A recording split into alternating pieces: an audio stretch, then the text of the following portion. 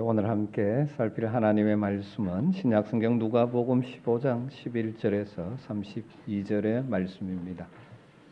누가복음 15장 11절에서 32절 말씀. 오늘 본문 말씀의 내용이 길기 때문에 제가 말씀을 읽어드리겠습니다. 눈으로 따라오면서 내용을 파악하시면 좋겠습니다. 또 이르시되 어떤 사람에게 두 아들이 있는데 그 둘째가 아버지에게 말하되 아버지여 재산 중에 내게 돌아올 분깃을 내게 주소서 하는지라 아버지가 그 살림을 각각 나눠 주었더니 그 후 며칠이 안 되어 둘째 아들이 재물을 다 모아가지고 먼 나라에 가 거기서 허랑방탕하여 그 재산을 낭비하더니 다 없앤 후 그 나라에 크게 흉년이 들어 그가 비로소 궁핍한지라 가서 그 나라 백성 중 한 사람에게 붙여 사니 그가 그를 들로 보내어 돼지를 치게 하였는데 그가 돼지 먹는 지원 열매로 배를 채우고자 하되 주는 자가 없는지라 이에 스스로 돌이켜 이르되 내 아버지에게는 양식이 풍족한 품꾼이 얼마나 많은가 나는 여기서 줄여 죽는구나. 내가 일어나 아버지께 가서 이르기를 아버지 내가 하늘과 아버지께 죄를 지었사오니 지금부터는 아버지의 아들이라 일컬음을 감당하지 못하겠나이다. 나를 품꾼의 하나로 보소서 하리라 하고 이에 일어나서 아버지께로 돌아가니라. 아직도 거리가 먼데 아버지가 그를 보고 측은히 여겨 달려가 목을 안고 입을 맞추니 아들이 이르되 아버지 내가 하늘과 아버지께 죄를 지었사오니 지금부터는 아버지의 아들이라 일컬음을 감당하지 못하겠나이다 하나 아버지는 종들에게 이르되 제일 좋은 옷을 내어다가 입히고 손에 가락지를 끼우고 발에 신을 신기라. 그리고 설진 송아지를 끌어다가 잡으라. 우리가 먹고 즐기자. 이 내 아들은 죽었다가 다시 살아났으며 내가 잃었다가 다시 얻었노라 하니 그들이 즐거워하더라. 맏아들은 밭에 있다가 돌아와 집에 가까이 왔을 때 풍악과 춤추는 소리를 듣고 한 종을 불러 이 무슨 일인가 물은데 대답하되 당신의 동생이 돌아왔음에 당신의 아버지가 건강한 그를 다시 맞아들이게 됨으로 인하여 살진 송아지를 잡았나이다 하니 그가 노하여 들어가고자 하지 아니하거늘 아버지께서 나와서 권한대 아버지께 대답하여 이르되 내가 여러 해 아버지를 숨겨 명을 어김이 없거늘 내게는 염소 새끼라도 주어 나와 내 벗으로 즐기게 하신 일이 없더니 아버지의 살림을 장녀들과 함께 삼켜버린 이 아들이 돌아오매 이를 위하여 살진 송아지를 잡으셨나이다. 아버지가 이르되 예 너는 항상 나와 함께 있으니 내 것이 네 것이로다. 로되 이 내 동생은 죽었다가 살아났으니 내가 잃었다가 얻었기로 우리가 즐거워하고 기뻐하는 것이 마땅하다 하니라. 아멘. 3주 계속해서 우리가 하나님의 사랑에 대해 말씀을 나누고 있습니다. 하나님은 우리를 사랑하십니다. 우리를 사랑하시되 영원한 사랑으로 사랑하십니다. 그 인자함, 변함없는 헤세드, 그 사랑으로 우리를 인도하시는 분이십니다. 그런데 우리에게 문제는 하나님이 정말 나를 사랑하신다는 사실이 우리 가슴 절절히 믿어지지 않고 흔들릴 때가 참 많죠. 우리를 하나님과의 친밀한 관계와 교제에서 끊어지게 만들려는 사탄의 속임수에 우리가 넘어감으로 말미암아 하나님의 사랑에 대한 확신이 흔들려서 풍성한 하나님의 백성의 삶을 살지 못할 때가 많은 우리들이죠. 여러분 다시 한번 하나님 이 세 번의 설교를 통하여 하나님의 사랑에 대한 변함없는 사랑에 대한 확신으로 어떤 인생의 문제를 만나도 넘어지지 않고 넉넉히 이기는 복을 누리게 되기를 주님으로 축복합니다. 우리를 하나님의 사랑을 의심하게 만들기 위해서 우리에게 던지는 사탄의 두 가지 거짓말이 대표적인 거짓말이 있다고 말씀드렸죠. 하나는 하나님은 선하지 않다. 봐라, 네 환경을 봐라. 우리의 환경과 어려움 때문에 하나님의 선하심을 의심하게 만들고 그래서 하나님으로부터 멀어지게 만들려고 할 때가 많죠. 그럴 때일수록 말씀이 말씀하시는 인자와 선함이 영원무궁하신 하나님의 말씀의 진리를 붙드시기를 주님으로 축원합니다. 또 하나의 거짓말은 너는 하나님의 사랑을 받을 만큼 선하지 않지 않느냐. 우리의 부족한 모습, 연약한 모습을 자꾸 일깨워서 때로는 수치감, 때로는 정죄감에 빠지게 만들어 하나님으로부터 멀어지게 하려는 거짓말이 있을 때가 참 많죠. 여러분, 하나님은 우리를 있는 모습 그대로 사랑하시고 받으시는 분이십니다. 물론 그래서 우리를 점점 변화시켜 가기를 원하시지만, 또 지난주에는 하나님과 친밀한 교제를 깨뜨리기 위해서, 하나님으로부터 멀어지게 만들기 위해서 사탄의 5가지 계략에 대해서 나누었습니다. 기억하고 계십니까? 첫 번째 단계가 의심이죠. 하나님의 말씀을 의심하게 만들고, 하나님 우리를 향하신 선한 목적과 의도를 의심하게 만들므로 인해서 하나님으로부터 멀어지게 하려고 하죠. 그 다음은 우리로 하여금 혼돈스럽게 복잡하게 만들어 버리는 것이죠.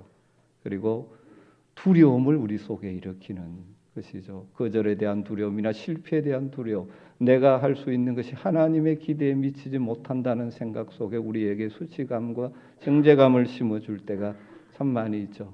여러분, 우리는 두려워하는 종의 영을 받은 자들이 아니라 아들의 영을 받은 자들로서 하나님 앞에 언제든지 아빠 아버지라 부르며 담대하게 나갈 수 있는 하나님의 자녀라는 사실을 늘 주장하시기를 주님으로 축원합니다. 때로는 내 모습 때문에, 내 연약함 때문에 낙심하게 만들어 하나님과 멀어지게 하려고 할 때가 있죠.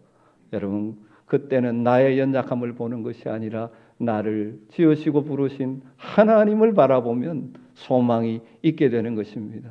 하나님의 바라봄으로 소망으로 일어서야 하죠. 그리고 마지막 단계가 하나님을 피하여 숨게 만들죠. 나의 죄나 수치심 때문에 하나님으로부터 피하여 숨게 만드는 경우죠. 그때일수록 여러분, 하나님 앞에 더 가까이 나가야 되는 것이죠. 그래서 내 있는 모습 그대로 내려놓으며 하나님의 용서를 받으며 하나님의 회복의 은총을 누려야 하는 것입니다. 다양한 방법으로 우리로 하여금 하나님의 사랑으로부터 멀어지게 하려고 할 때, 우리는 적극적으로 말씀의 진리를 붙들고, 하나님, 우리가 죄인 됐을 때 나를 사랑하셨던 그 하나님, 변함없는 사랑의 확신을 가지고 주님 앞에 나아감으로 승리하는 여러분 되시기를 주님으로 축복합니다. 오늘은 하나님이 우리 인생을 향한 사랑이 어떤 사랑인지를 가장 실감 있게 표현해 주는 말씀 가운데 한 가지, 우리가 소위 말하는 탕자의 비유라는 비유의 말씀을 잠깐 나누려고 합니다.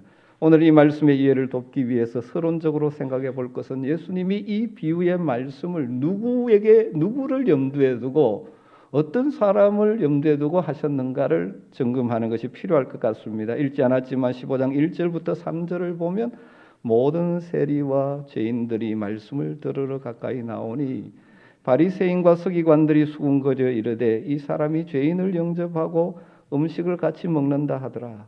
예수께서 그들에게 이 비유로 이르시되, 이렇게 시작하면서 3가지 비유가 나오고 있죠. 예수님께서 이 비유를 말씀하시는 1차적인 대상은 누굽니까? 바리새인들과 서기관들. 그들의 관점에서 볼 때 예수님은 지금 잘못하고 있습니다. 죄를 범하고 있습니다. 왜냐하면 세리와 죄인들과 함께 식탁 교제를 하고 있는 것이죠. 그들의 생각에는 경건한 하나님의 사람이라면 그럴 수가 없다고 생각했습니다. 경건한 하나님의 사람은 거룩하지 못한 사람들과 교제하지 않아야 그 거룩성을 유지할 수 있다고 그들은 생각하고 있었기 때문이죠. 그런데 여러분, 우리가 여기서 바리새인들과 서기관들이 사랑의 중요성을 모르기 때문에 이렇게 한다고 생각하면 안 되죠. 그들도 사랑의 중요성을 압니다. 그들은 율법을 붙드는 자들로서 내 이웃을 내 자신같이 사랑하는 말씀을 알고 있습니다. 그런데 문제는 그들은 그 사랑의 대상을 제한하고 있는 것이죠. 사랑받을 자격이 있는 사람, 거룩한 사람, 소위 성공적인 사람, 외형적인 업적을 내는 사람, 이런저런 자격을 갖춘 사람만이 하나님의 사랑을 받을 수 있고, 그래서 그들도 그들과 사랑의 교제를 할 수 있다라고 생각하고 있는 것이죠. 그런데 예수님은 이 비유를 통해서 하나님의 사랑은 그런 사랑이 아니라고 말씀하시는 것입니다. 비록 세상에서 성공하지 못해도, 때로는 죄의 유혹에 넘어질 때가 있다 할지라도, 고상한 삶을 살지 못하도, 때로는 낮고 천한 자리에 있다 해도 여전히 사랑하시는 분이라는 사실을 이 둘째 아들의 비유를 통해서, 모습을 통해서 보여주고 있는 것이죠. 아마도 예수님의 이 말씀을 들은 바리새인들과 서기관들은 큰 충격을 받았을 것입니다.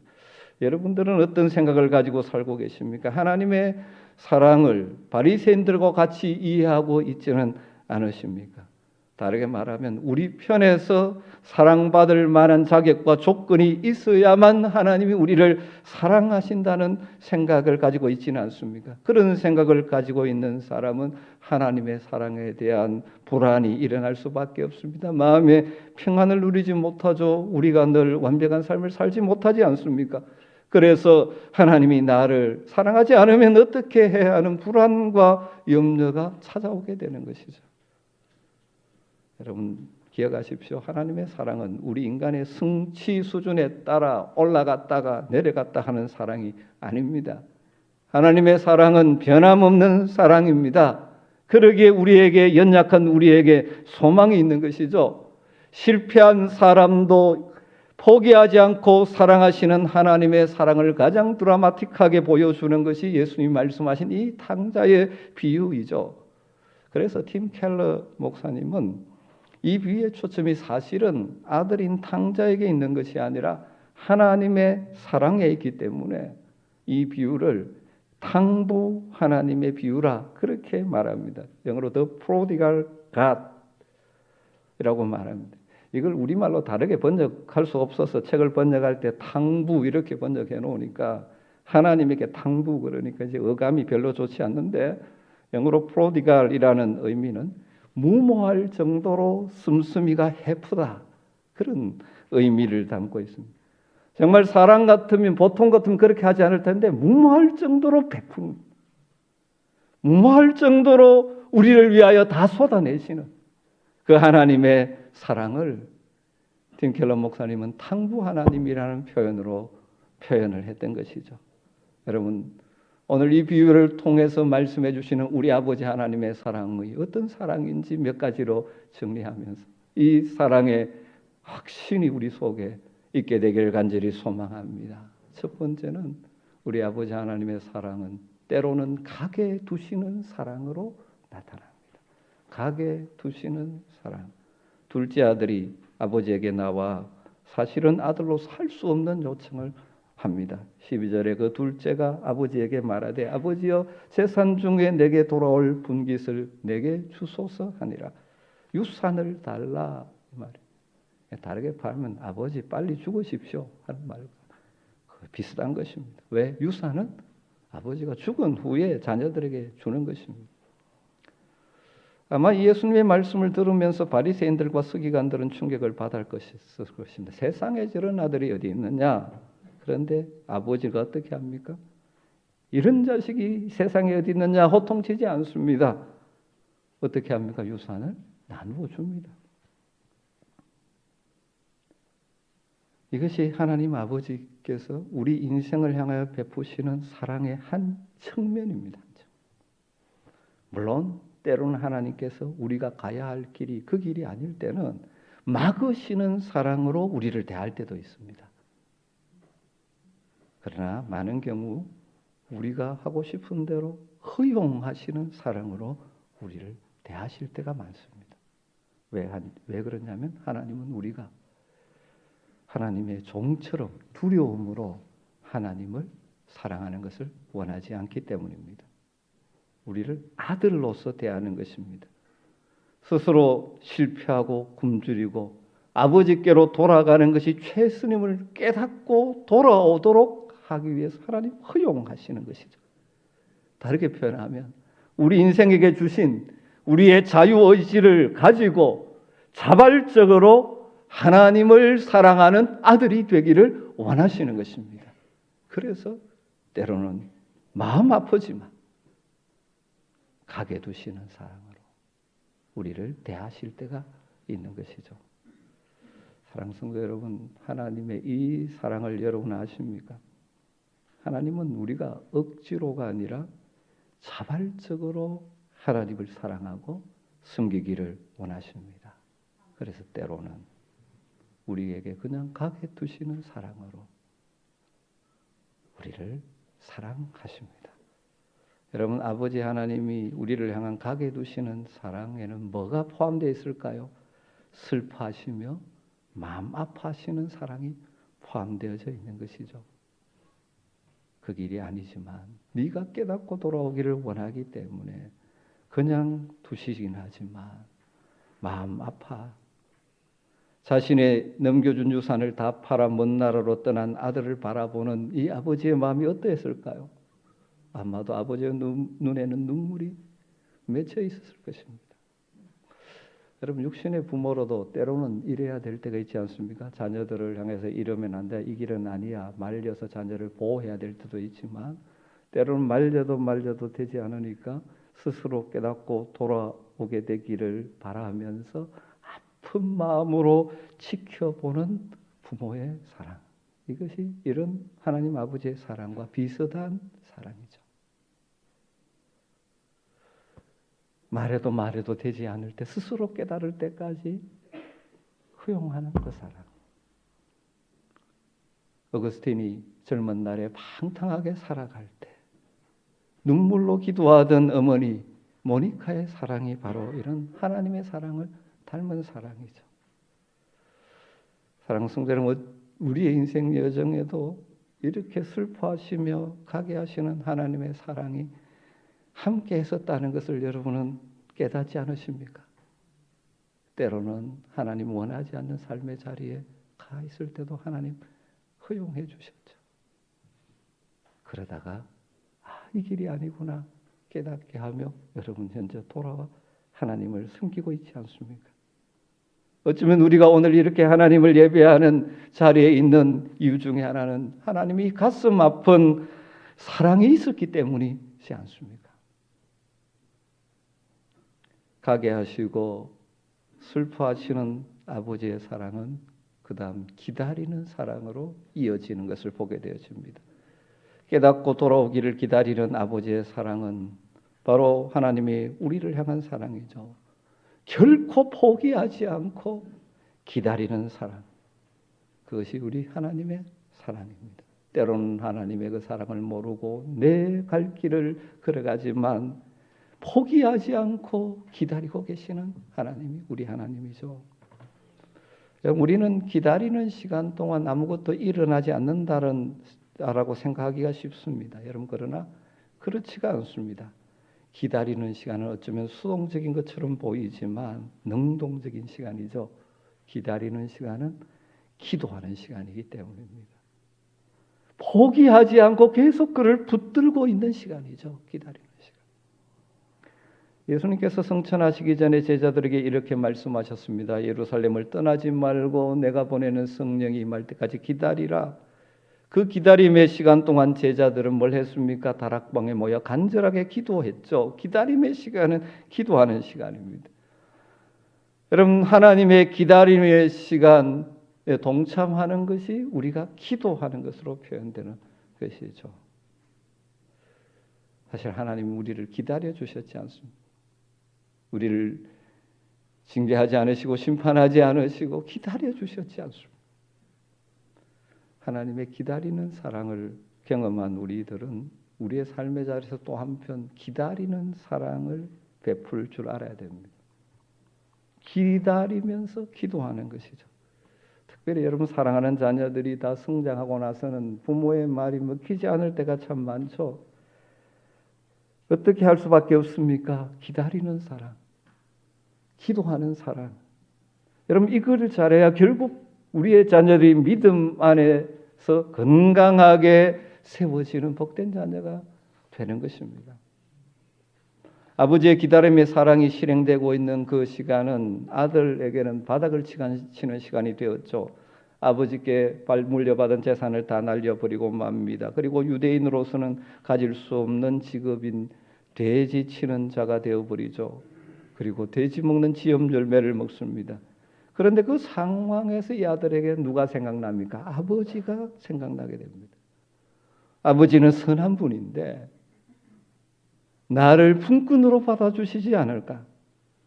아버지가 싫어 떠나 아버지를 잊고 살았던 그가 다시 아버지를 생각하면서 그 아버지의 선하심을 생각하기 시작합니다. 여기에서 변화가 일어나는 것이죠. 여러분 그렇습니다. 우리가 하나님의 선하심을 생각하면 회개하고 돌이키게 되는 것이죠. 하나님이 선하신 분이라는 확신이 없으면 이게 일어나지 않죠. 떠났던 때로는 잘못된 길로 갔던 자녀들이 부모에게 돌아올 수 있는 이유 중에 하나는 우리 아버지는 선한 분이라는 사실에 대한 확신이 있으면 돌아옵니다. 그러나 그 확신을 심어주지 못했다면 돌아오지 않을 수도 있는 것이죠. 이 아들은 아버지의 선하심을 생각하면서 다시 되돌아오는 것이죠. 아버지의 기다림의 사랑, 기도하며 기다리는 사랑이 이것을 가능하게 한 것입니다. 돌아올 때 어떻게 합니까? 그래서 세 번째 아버지의 사랑은 달려가는 사랑이라고 표현할 수 있을 것 같습니다. 20절에 보면 이에 일어나 아버지께로 돌아가니라. 아직 거리가 먼데 아버지께서 그를 보고 측은히 여겨 달려가 목을 안고 입을 맞추니. 돌아온 아들을 본 아버지가 어떻게 합니까? 달려갑니다. 그 당시 유대 문화권에서 아버지가 어른이 달려가는 것은 채신물이 없는 것이라고 간주되었다고 합니다. 그러나 이 사랑은 원래 체면을 개의치 않는 것이지 않습니까? 다른 사람이 뭐라 하든 상관없이 달려가는 사랑. 이것이 바로 우리 아버지 하나님이 우리를 향한 사랑이라는 사실을 여러분 기억하십시오. 우리를 향하여 달려오는, 우리가 하나님께로 돌아가려고 하면 달려오시는 분이십니다. 달려가서 어떻게 했습니까? 목을 끌어안고 입을 맞추었다고 말합니다. 요즘 말로 말하면 허그하고 키스를 반복하는 것입니다. 한번 생각해 보십시오. 돌아온 이 아들의 현재 모습이 어떻을까요? 그가 돼지치는 자였습니다. 아마도 그의 옷과 몸에는 돼지 우리의 냄새가 났을지도 모릅니다. 이렇게 말할 수도 있지 않겠습니까? 앉기 전에 가서 먼저 씻고 와. 그런데 그렇게 하지 않습니다. 목을 안고 입을 맞춥니다. 예수님께서 이 비유를 말씀하신 가장 1차적인 이유가 무엇이라고 말씀드렸습니까? 바리새인들과 서기관들이 예수님께서 세리와 죄인들과 함께 먹고 마시는 것을 비난하는 것에 대한 예수님의 답이죠. 그들은 어떻게 생각합니까? 죄인들이 깨끗해져야만 그들과 교제할 수 있다라고 생각하는 것이죠. 그런데 예수님은 그렇게 하지 않습니다. 먼저 그들과 함께 하셨죠. 그 당시 불결한 자라고 취급되는, 그래서 상대할 수 없는 자들이라고 여기는 세리와 죄인들과 함께 먼저 식사를 하시는 것이죠. 이게 바로 이 예수님의 모습이 아버지 하나님의 사랑을 반영하는 것이라는 것이죠.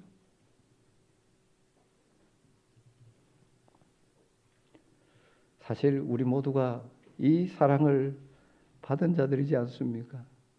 우리가 아직 죄인 되었을 때 아버지께서 그 아들을 우리에게 보내심으로 그의 사랑을 우리에게 확증해 주셨지 않습니까? 먼저 우리를 찾아오셨기 때문에 그 이후에 우리가 정결해지는 하나님의 자녀로 변해가는 것이죠.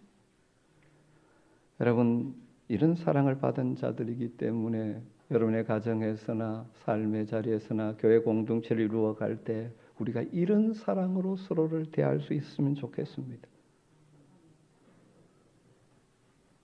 다르게 표현하면 여러분 삶의 자리에서 의도적으로 불신자들, 아직 하나님을 알지 못하는 자들과 친구 맺는 일이 필요합니다. 교회 생활을 오래 하다 보면 그들과 함께하는 것이 힘들어집니다. 여러분, 그러나 우리는 의도적으로 함께해야 되죠. 그것이 무엇입니까? 죄인들과 함께 하시는 우리 주님을 닮아가는 것이고 이 아버지의 사랑을 받은 자다운 삶이기도 합니다.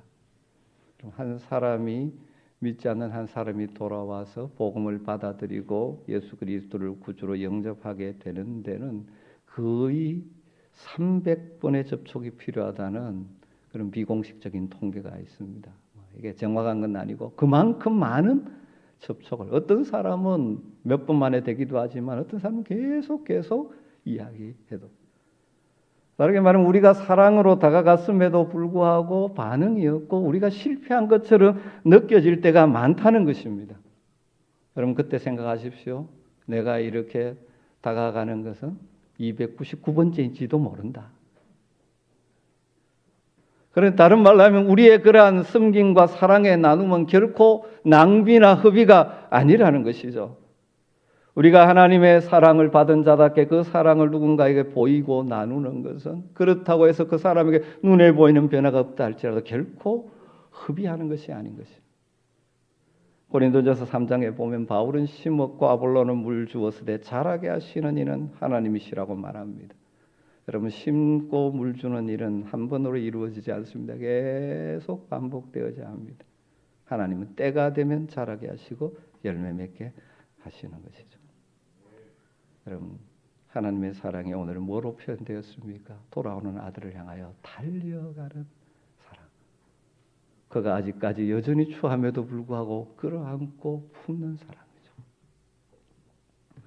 네 번째는 치유하시고 회복해 하시는 사랑이라고 정리해 볼 수가 있을 것입니다. 달려와 안으시고 입을 맞추던 아버지가 그 다음 한 일이 무엇입니까? 한마디로 말하면 돌아온 아들의 지위를 회복시켜 주시는 것이죠. 우리가 하나님께 돌아올 때 하나님은 우리의 모든 과거의 아픔과 상처를 치유하시고 우리를 회복시켜 주시는 사랑으로 우리를 사랑하는 분이신 줄 믿습니다. 오늘 본문의 회복을 위한 아버지의 사랑이 세 가지로 표현되어져 있죠. 먼저 옷을 갈아입혀 줍니다. 제일 좋은 옷을 내어다가 입히라고 말하죠. 이것은 정결, 순결의 회복이라고 설명할 수 있을 것 같습니다. 그가 입고 있는 더럽혀지고 찢어진 자국복 대신에 아들의 옷을 입히심으로 정결한 자녀가 되었음을 드러내는 것이죠. 여러분, 우리도 그런 자였지 않습니까? 우리 모두가 죄로 더럽혀진 추한 존재였습니다. 하나님께 돌아왔을 때 십자가의 보혈로 우리를 씻기시고 정결한 흰옷을 입혀주시는 분이 바로 우리 아버지 하나님이시지 않습니까? 다르게 말하면 더 이상 죄인으로 대하는 것이 아니라 이제는 의인으로 인정해 주시고 아들로 대해 주시는 것이죠. 그 다음 어떻게 했습니까? 반지를 끼워주었다고 말합니다. 손에 가락지를 끼우고 이 반지는 정체성, 아이덴티티, 즉 아들의 신분이 회복되었음을 드러내는 것이라고 이해할 수 있습니다. 그리고 세 번째는 그 신발을 신겨주었습니다. 발에 신을 신기라. 보편적으로 종들은 신을 신지 않는 사회라고 이야기하죠. 그러니까 신을 신김으로 아들의 품위를 회복시켜 주신 것이죠. 이제 너는 더 이상 종이 아니야. 내 사랑하는 아들이야. 이 사실을 인식시켜주고 주변에 드러내 보여주는 것이죠. 여러분, 우리 아버지 하나님의 사랑의 중요한 한 측면은 때로는 우리가 연약하고 넘어지고 상처 있고 그런 모습이지만 우리를 결국 치유하시고 우리를 하나님의 아들로서 자녀로서의 정체성과 품위를 회복시켜 주시는 사랑인 것입니다. 우리의 아픔과 수치와 고통에서 건지시고 치유하시고 회복하시는 하나님의 사랑을 이 땅 나그네 길을 걸어가면서 순간순간 맛보는 은혜가 있게 되기를 주님으로 축원합니다. 우리 다 연약해서 때로는 넘어지죠. 부끄러운 일도 있죠. 아픔과 상처를 경험하죠. 그때마다 하나님 아버지 앞에 달려 나올 때 우리의 수치를 제거하시고 우리의 상처를 만지시고 회복시켜 주시는 아버지 하나님의 사랑이 우리를 기다리고 있는 것입니다. 여러분, 그렇기 때문에 과거의 여러분의 실수나 잘못 때문에 있는 수치심이나 상처 그리고 그 아픔이 더 이상 여러분의 현재 삶에 영향을 미치지 못하도록 하나님 앞에서 다 해결할 수 있는 은혜가 있게 되기를 주님으로 축원합니다.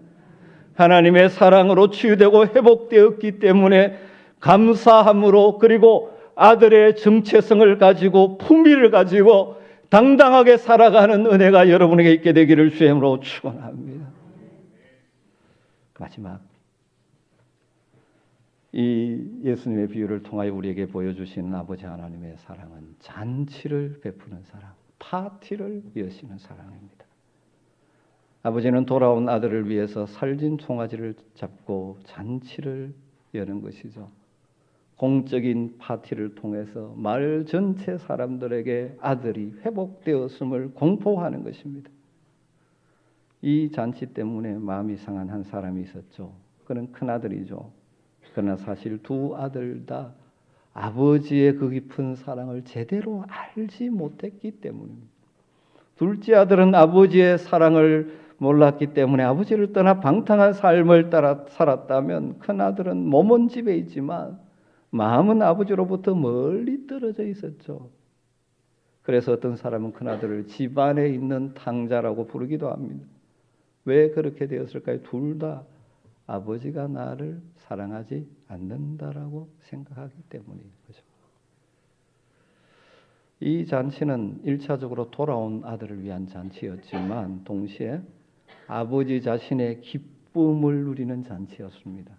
누가복음 15장에서 반복해서 강조하는 것이 바로 이것이죠. 7절에 보면 이와 같이 죄인 한 사람이 회개하면 하늘에서는 회개할 것이 없는 의인 99으로 말미암아 기뻐하는 것보다 더하리라. 9절에 이와 같이 죄인 한 사람이 회개하면 하나님의 사자들 앞에서 기쁨이 되느니라. 오늘 32절에 이 내 동생은 죽었다가 살아났으며 내가 잃었다가 얻었기로 우리가 즐거워하고 기뻐하는 것이 마땅하다 하시니라.